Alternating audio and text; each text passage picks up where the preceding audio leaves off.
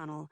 Last night, after I'd had a complete and utter breakdown by the old tree house at the Warden compound, Zayne had taken me flying. It had been magical, up there with the cool night wind, where the stars that always looked so faint to me became bright. I hadn't wanted it to end, even when my face went numb and my lungs began to strain with the effort to breathe.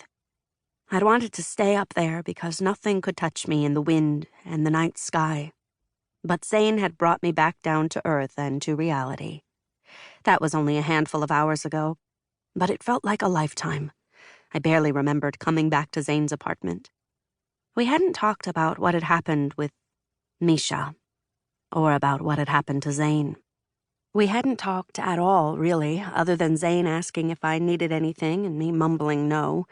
I'd gotten undressed and climbed into bed, and Zayne had stayed in the living room, sleeping on the couch. "You know," Peanut said, drawing me from my thoughts, "I might be dead and all, but you look way worse than me." "I do?" I murmured, even though I wasn't surprised to hear that. Based on the way my face felt, I probably looked like I'd face-planted a brick wall. He nodded. "You've been crying."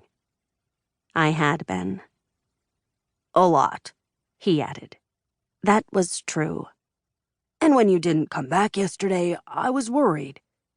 Peanut floated upright and sat on the edge of the bed. His legs and hips disappeared a few inches into the mattress. "I thought something happened to you. I was panicking. I couldn't even finish watching Stranger Things, I was so worried.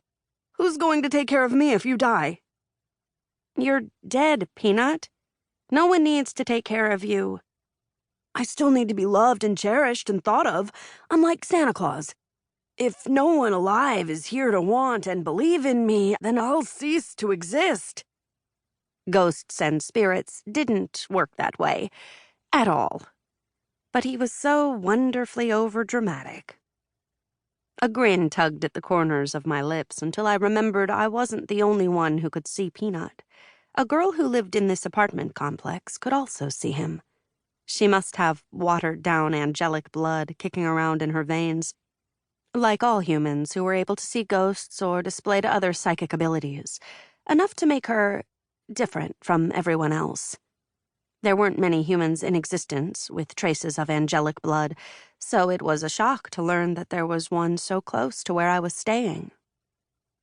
"Thought you made a new friend," I reminded him. "Jenna? She's cool, but it wouldn't be the same if you ended up as dead as a doornail, and her parents aren't choice, you know?" Before I could confirm that choice meant good in 80s speak, he asked, "Where were you last night?" My gaze shifted to that closed, unlocked door.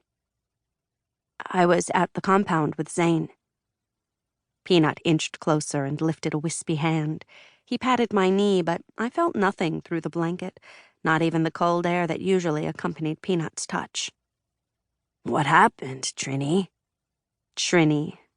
Only Peanut called me that, while everyone else called me Trin or Trinity. I closed my sore eyes as realization sank in. Peanut didn't know, and I wasn't sure how to tell him when the wounds left by Misha's actions hadn't scabbed over yet. If anything, I just slapped a weak-as-hell bandage over them. I was holding it together, barely. So the last thing I wanted to do was talk about it with anyone, but Peanut deserved to know. He knew Misha. He liked him, even though Misha could never see or communicate with Peanut, and he'd come to D.C. with me to find Misha, instead of staying behind in the Potomac Highlands Warden community. Granted, I was the only one who could see and communicate with Peanut, but he'd felt comfortable in the community.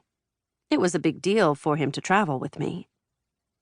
Keeping my eyes closed, I drew in a long, shuddering breath.